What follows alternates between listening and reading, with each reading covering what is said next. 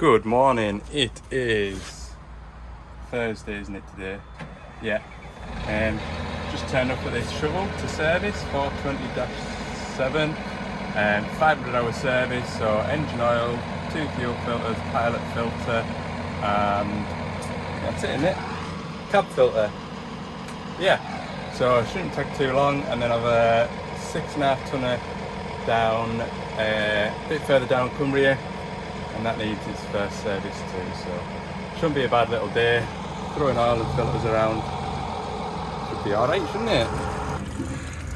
So with this being the new machine, I've probably mentioned it before, but we haven't got the pepper pot filters anymore. We've got these two nice easy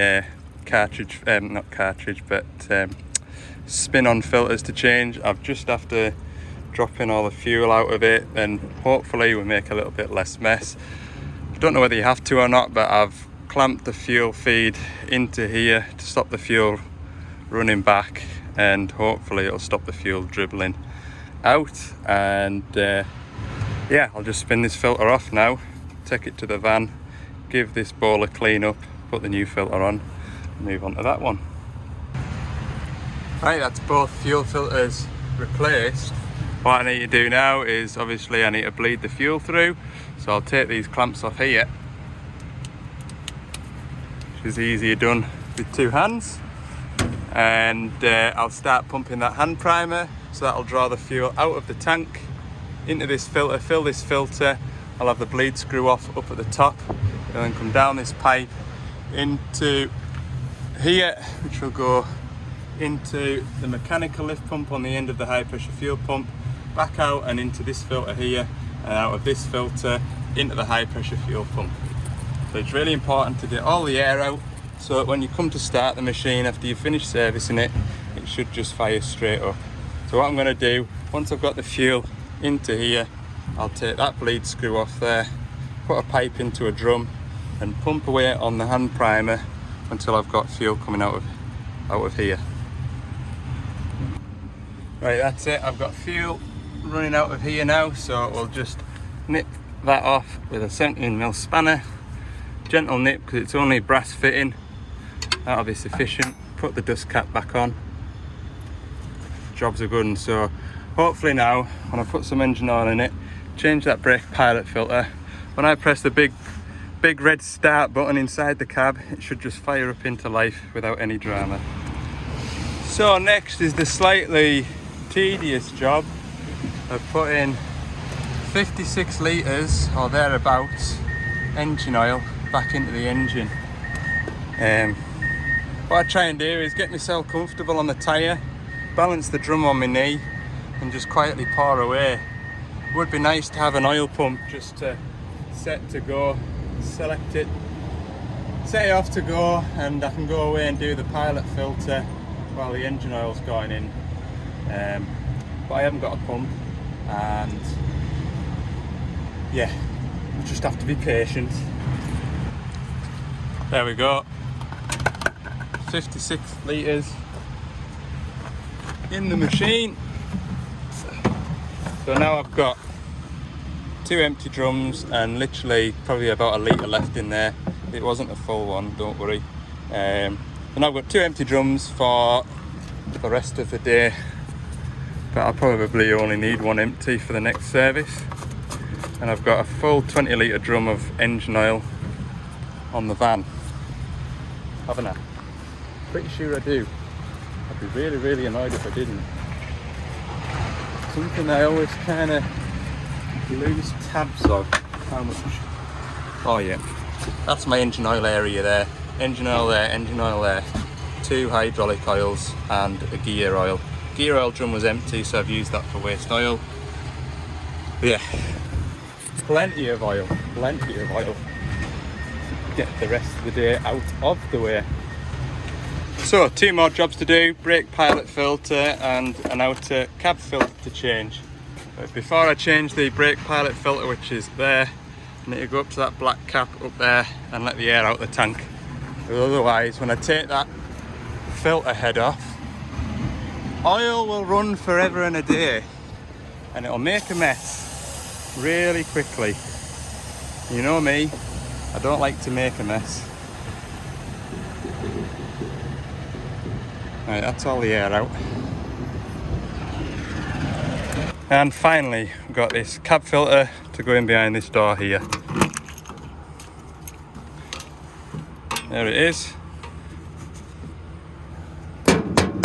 Yeah, that's why that one's to change every 500. I'll just grab a rag and clean that out. So that is everything changed. Let's jump up onto the machine and see if it'll start. Right. Let the machine come on, let all the screens make noises and beep at you and just get warmed up. Try and start the machine after it's done its warm-up process. Just allows all the ECUs and AdBlue pumps to fire up in the right order. Good practice. Right, here we go then, press the big red button. Straight off the bat, look. Perfect. So now what I need to do is go into the maintenance menu in the user menu, expendables management, hit that one, and all these filters that I've changed on the 500-hour service, reset, yes. So I just need to go through all of these. Shouldn't take me too long.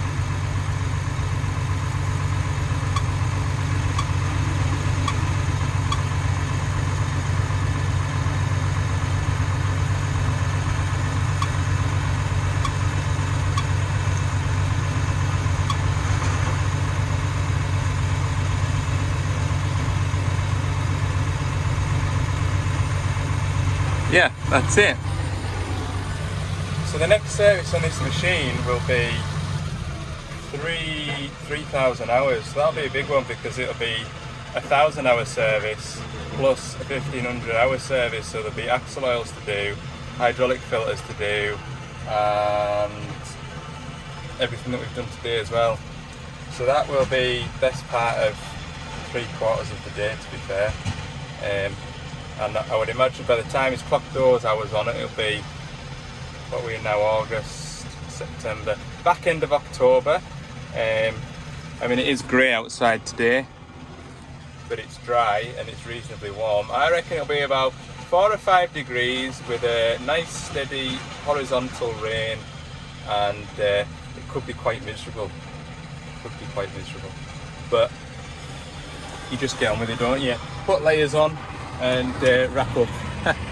Right, I'll get all the, well, I'll check the engine oil level now that we've had it running, check all the filters aren't leaking, and shut all these doors. Right, it's 20 to 12 and I'll get this digger serviced and then I'll have my lunch, I think. Seems a waste, doesn't it, just to sit around on site having your lunch, and then the machine will be needed when I'm halfway through a service. So yeah, it's on the first service, so we'll do engine oil and filter. 3 fuel filters on this one. For some reason, I don't know why, but they added a 3rd fuel filter to these DX63s. So there's 1, 2, 3, and a hydraulic return filter, which is just in the back of there. So yeah, see what I mean by these coolant levels just sit here. Yeah, right, yeah, let's get on. Right, so I lied to you before about what I'm servicing. I just quite often Dan the man will put in the service schedule so I can remind myself what I do and don't need to change. So we're on 250 hours, so that's going to be the travel motors, engine oil and filter, and then the hydraulic return filter, and that's it. So fuel filters, let's see, fuel, where are they? Yeah, fuel filters, where's the fuel filters gone? Main fuel filter, 500 hours, so I don't need to do fuel filters. So that makes it easier.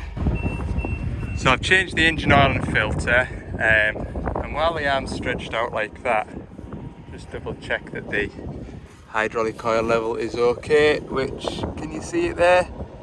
That's it there. That's absolutely spot on. So now I've got engine oil in it, I can move the machine. I've got one side hub set up, that was completely by mistake. Just need to do this other side, look. So what I'll do is I'll spin it around so at the back end is at the blade. I'll lift the machine up and track that side round, and then I can stand on the blade to change the return filter, because I do it this way around, but it's nicer just to stand on the blade rather than sort of leaning on the bonnet and whatnot. So yeah, I'll just do that now. There we are, look, now I've got a nice step I can stand on at the back to change. It was already open. That filter there, and I'm sure I'll find a bolt in the van to replace that missing one. Right, I'll get this one changed. There we are, look, that's close enough, I think. That should be alright. I'll run it in and just make sure it doesn't bottom out before it goes tight. There we are then, return filter changed, new bolt fitted, and the hubs are draining nicely while they're dribbling out. Get some of my tools put away, and yeah, I think we'll be finished just before the rain comes. It's just started to drizzle now, so that'll be good.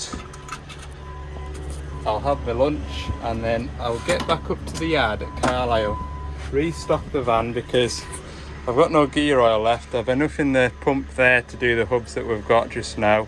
I need to put another 2 drums of engine oil on the van, or yeah, 2 drums will see us through tomorrow, and get rid of my waste oil. And there's that DX10 in the yard that I serviced yesterday. I'll probably try and straighten that blade out, or that blade extension. Try and give that a bit of a tweak.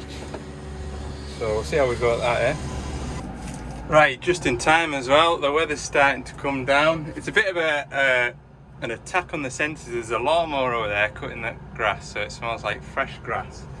And then they're putting tar down over there, so I'm getting like a mixture of tar and grass. It's actually quite nice. Yeah, all I need to do now is reset the service clock here, so clear that.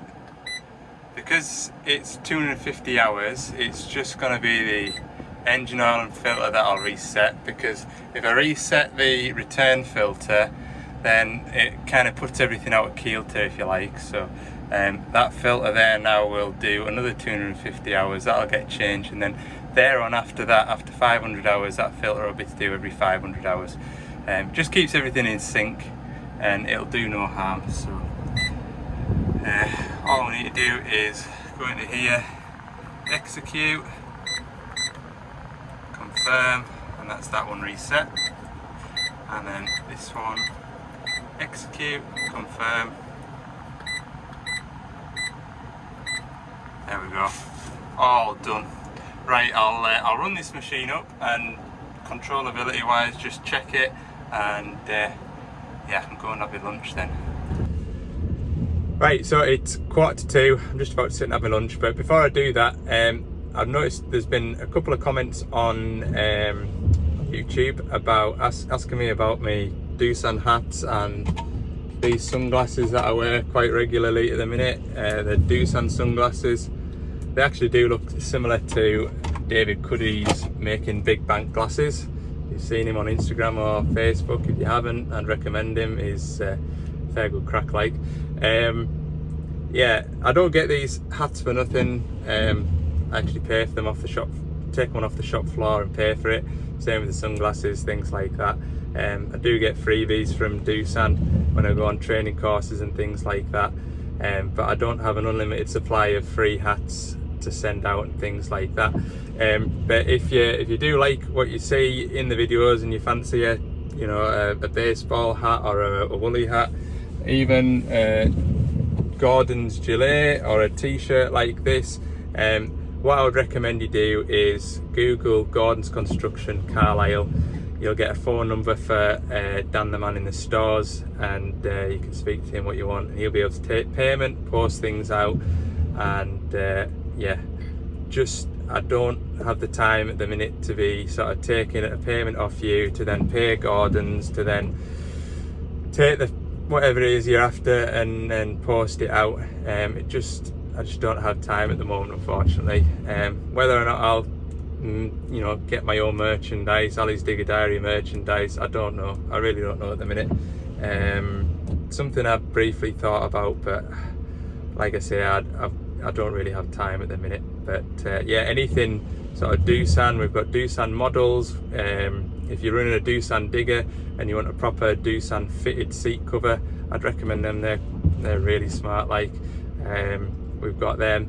We've also got Doosan floor mats as well. So if you're running a 14-ton digger or above, it has to be a tracked excavator, because obviously the wheeled excavators have got a different floor mat pattern.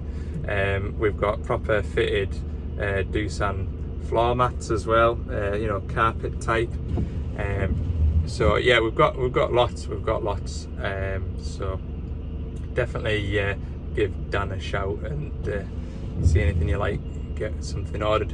Another thing as well, we're on the subject of YouTube and comments and things like that. I know this last fortnight or so, I don't feel like I've responded to as many comments as I would like to have done. Obviously I've been busy at home, I've been busy harvest, I've been busy at work, and yeah, sometimes it's just been, I've spent enough time on my phone by the time I've edited a video and uploaded it onto YouTube. So I do read the comments, and I do enjoy reading the comments, and a lot of the comments are helpful and on one thing or another. So thanks everybody that is commenting and one thing or another. So right, I'm starving hungry, I'm gonna have my lunch, and I'll see you back up at Carlisle in an hour or two. All right. Right, Friday morning, we're a little bit later setting off than I would like. I literally got to putting my bait box in the van. The phone rang.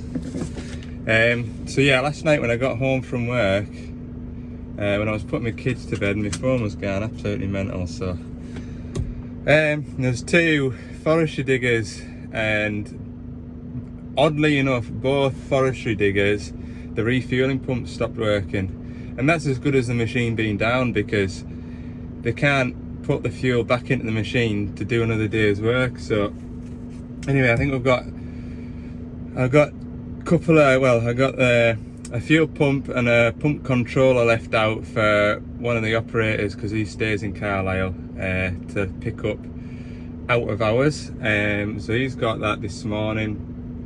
The other machine, they're gonna get a hand pump or something, fill it up for the day, because we've only got one refueling pump, and I think they're gonna need one on the pair of them. So they're each gonna need one. Anyway, that's all done with. And I've had a phone call this morning as well, so it's 8:20. I really wanted to be away at 8 o'clock this morning, or before, to be fair.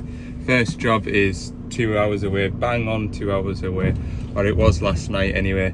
So I'm gonna crack on, head over there.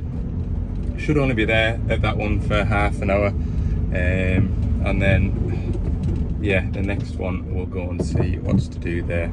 Okay, let's get on. Right, I've made it to my first digger. It's just after 10:30, and God, you wouldn't believe the amount of rain we've had over in Cumbria, and the track up to here is absolutely bone dry dusty. You know, when you walk across it and you just, every time you step you get a cloud of dust. Unbelievable. Anyway, well, I need to grab my keys actually. Grab them. So this machine has got a fault, an SCR fault that flashes on briefly. The time he's gone to have a look at what the code is in the service menu. The code's disappeared and it doesn't seem to be logging it, so I'm gonna put my laptop on it and see what the trouble is there.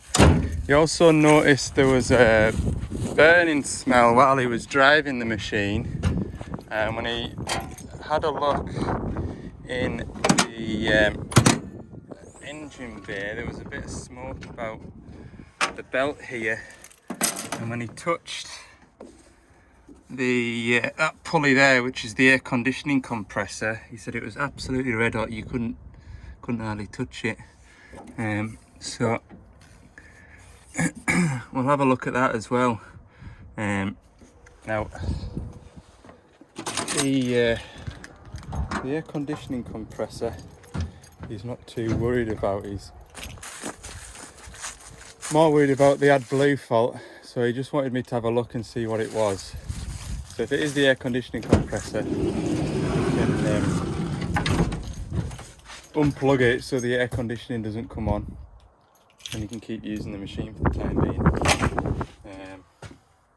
That's what he wants to do, so that's absolutely fine. Right, I'll grab my laptop and cables and we'll get plugged on. So I'm plugged on. The diagnostic code is EGR differential pressure erratic, intermittent or incorrect, and that's occurred 201 times. So that's me intermittent fault. There is also, where's my mouse gone, logged events. The catalyst intake temperature is high, and that first occurred at 4,500 hours, and the last occurrence is 4714. That's happened 3 times. That top one there is just an inducement, so the fault stayed long enough for it to go into its first stage of inducement. So I'll just need to have a look now what how many hours it's got on it just now. A quick look. So we've got 4,730. That one last occurred 15 hours ago, which would be about right because he phoned me on Wednesday, I think it was, with that fault, because he was loading it on the back of his trailer, and that's when the fault popped on. And then the other one, was that not? Yeah, that came on as well. So there's 2 on the EGR system back there. So we'll go and have a look at the wiring over there, because for a fault to occur 201 times, probably looking at a bad wire. We'll go and have a look anyway. So this is the EGR differential pressure sensor area. That's a pressure sensor, and then this is the differential pressure sensor. So basically you've got exhaust gas coming into here and exhaust gas coming into here, and it senses the differential pressure. Now what I've found with these differential pressure sensors, I don't know if you can see there's moisture in there, and that can affect how well it reads.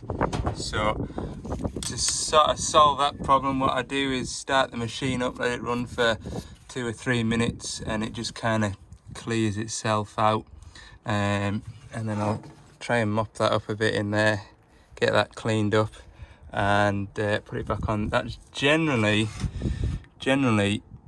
I find that that sorts it. The other fault is the EGR temperature. That one only had 3 counts on, but just recently, and I found that the wiring, you see how that wire's just sat there like that, the wiring kind of, as the machine's rattling, it kind of pulls in this plug, and again what I can do is replace the pins in the plug, but a sort of fail-safe option is to just join the wires with some heat shrink connectors. So that's what I'm going to do for that. That should be okay after that. I have seen the wires pinched a bit further back down into this harness as well, so I'm going to open this harness up and just check it here as well. If you look closely, this is the wire from the sensor. You can see that it's I'll move my finger, it might focus. Hang on. Showing. It's rubbed it won't focus, but it's rubbed through on there anyway, so I'm going to cut the wire here and join a new twin core bit of wire directly into this wire here. So that's all that put back together now. So obviously I've had it running there just to blow that differential pressure sensor housing out, and I noticed the air conditioning pulley was giving it a lot of wobble, and it was particularly noisy. You can see around the alternator there's a bit of a mark, like a mark, and it doesn't really rub off. That tells me the rubber belt's been getting hot, and that's actually melted rubber that's splashing onto the alternator housing there. So what I'm going to do is slacken the fan belt off. Just check all the pulleys, not just the one, but I'll check all of them. Just make sure there's nothing else amiss. I did look into this air conditioning compressor, and of course with it being the time of year that it is, there's no stock at the moment, so I didn't have one on Thursday afternoon. Even if I ordered it Thursday afternoon, Wednesday afternoon, I definitely wouldn't have had it to bring with me, and he just wanted me to check before I went ahead and ordered it. So we'll just have a look at that now. Yeah, that air conditioning compressor, if I can get the phone into a spot, I'm gonna get my hand in. Oh, see the wobble in that? Absolutely packed in. So that's the machine down now, really. I mean, he can run it if he wants to, but it's only a matter of time before it throws the belt off, and the machine's dead in the water. It's a shame, isn't it? God. Yeah. Right, I better give him a phone and let him know what the score is there. Right, I'm on a track now to the next job. Last one, about half an hour away. In that time I've managed to, we have managed to get hold of a air conditioning compressor for that customer. We should have it, I'm hoping, it's in Germany, we should have it for Tuesday morning, and as soon as that comes in we'll go meet him at his next job. He's only got an hour or two to do at that job of his, so touch wood, bit of luck, he'll get that finished. By the time he's loaded up and onto the next job, we should be arriving, and yeah, get that air conditioning compressor changed out. They're a bit of a pain to do, I'm not gonna lie. They're not fun. But there you go. So that's to look forward to next week. I'm just on my way up this lane now to this 160 high track. We put that saw blade on, grab saw. Yeah, like I said, we're looking to increase the flow now to the saw head. He's got used to it, and he could just do it a little bit more speed about it now. So hopefully that'll just be an hour or so in there, and then we're on the home straight then. 2 services, 8.5 tonner and a 14 tonner, and an hour and a half drive back home. Time now is 20 to 1. So we'll hopefully be home at a decent time tonight. We'll see. Right, let's go and see this 160. It's not too far away. Right, so it's 3:30. Finally got this machine working properly. There was actually a genuine fault with the machine. So what we need the machine to do is activate 2 pumps so you get extra flow down to the saw. And when I came to visit it, the saw was literally coming down like that, really slow, as opposed to how it was in the workshop. So I was doing a few tests. I put the flow meter on it, and we're only getting 110 litres a minute now. Each pump on that machine provides 110 litres per minute. So in theory, when you select 2 pumps, you link both pumps together and you should get 220 litres a minute. So obviously 110 litres a minute, we're only getting 1 pump down the option, or the option spool. So I've done a bit of rooting about, and discovered that the coil for the 2 pump selection has packed in. Happily enough though, I've got one on the van and I've put it on. The machine is now working as it should. So now, or it seems to be anyway, so now what I need to do is put my flow meter into the machine again and run it and just double check that I'm getting the flow. I mean, visibly you can see the saw blade is working a lot faster. can see actually, I'll show you. He brought me a log to cut. So I've been having a bit of a cut with this. So yeah, what I need to do now is put the flow meter back through this and just make sure that it is doing what we want it to. But that's going to take me another half an hour or so.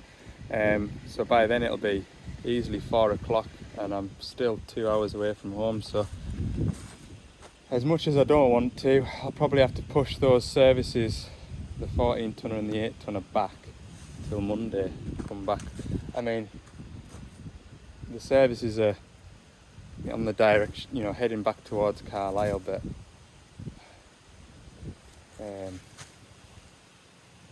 yeah, you easily 3 or 4 hours work before you've got an hour and a half home, and I haven't got anything booked for Monday, so there's no sense in working till 10-11 o'clock at night. Yeah, we'll just have to do it. We'll do it on Monday. So alright, let us crack on then. I'll put the flow meter through it and then we'll find another log and I'll show you it chucking some stuff. Right, we've got the machine set up now and it's just going to try it on that, whatever you want to call that.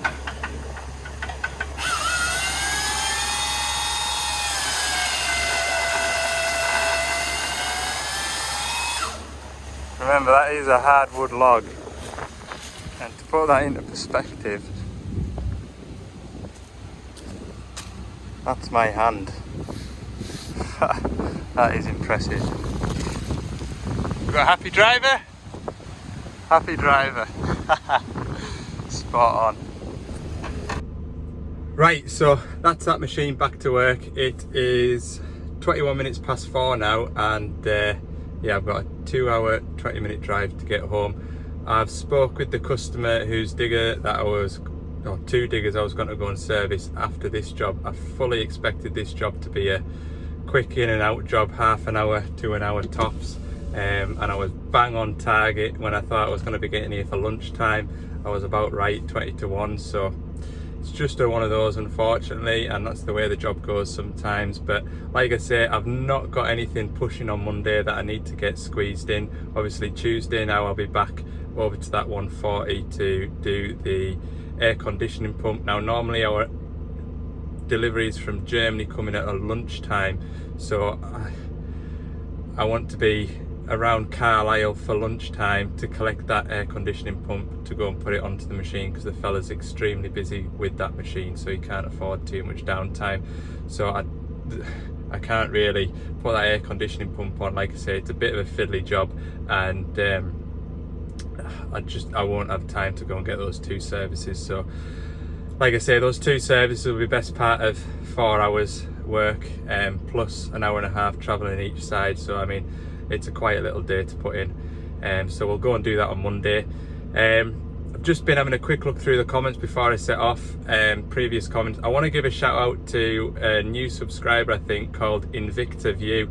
I think this week he's been through at least 30 odd videos and he's commented on every single one, bless him or her, and I really appreciate your comments, and some of the comments that you put are quite specific, so I'd have to go back and rewatch the video to see what you're talking about.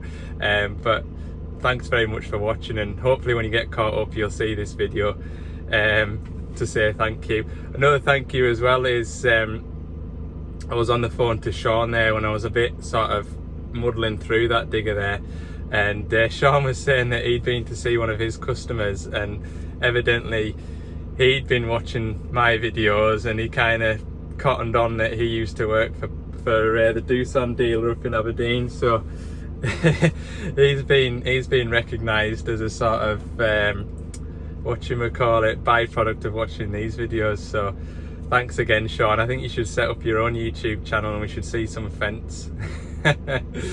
Anyway, right, I'm gonna have my lunch now, because it's yeah, I haven't had anything to eat since 4:30, so I'm flagging a bit. Yeah, thanks very much for watching, and don't forget to like and keep commenting. I think it's great. Like the videos as well, because I think apparently that helps the videos reach a wider audience, and hopefully we can gather in some more subscribers and help push this channel on. For more bits and pieces, I'm starting to pick up a little bit on the Instagram and TikTok again, so go and see those as well in between videos, which are every Monday, Wednesday and Friday usually. Yeah, have a good weekend everyone, and I'll see you on Monday.